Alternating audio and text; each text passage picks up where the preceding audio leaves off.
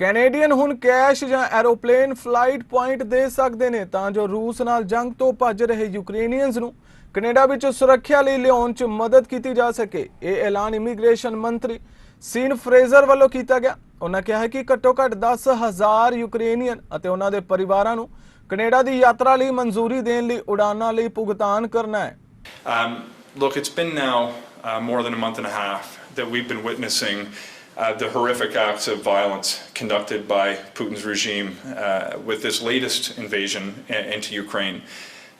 I can't help but think the values that have helped deliver peace and prosperity to Canada for my entire life, and in fact going back 80 years now since the end of the Second World War, those values that underpin the international legal order that we know today include the respect of territorial, to uphold the right of peoples to self-determination, the very notion that a person should have a say in who makes decisions that impact the quality of life that they get to enjoy. Those values are all under attack with this war of aggression that's been launched by Vladimir Putin. And it's very important to me that Canada does its part to uphold these values when they're under attack, not just at home, but on the territory of one of our sovereign allies, in this case Ukraine. Dozens of communities and cities of all sizes have been destroyed. Ukrainians have mounted an incredibly brave defense of their homeland. And that incredible defiance and fight for sovereignty continues. And I want to communicate to Ukrainian Canadians who may be paying attention that Canada will be there with you every step of the way. Now, there's been a number of measures that we've put in place to date. We started planning for the potential influx of Ukrainians who would be seeking safe haven in Canada on January 19th, when we established an internal task force to IRCC. We began by deploying certain elements of an operational readiness effort, whether it was putting biometric kits or human resources in key locations to the west of Ukraine for those who may be fleeing to have expedited access to immigration officials.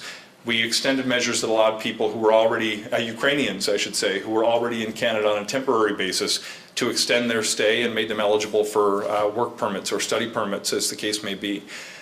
For people who already had an application in the inventory of cases within our department, we started prioritizing them on an expedited basis.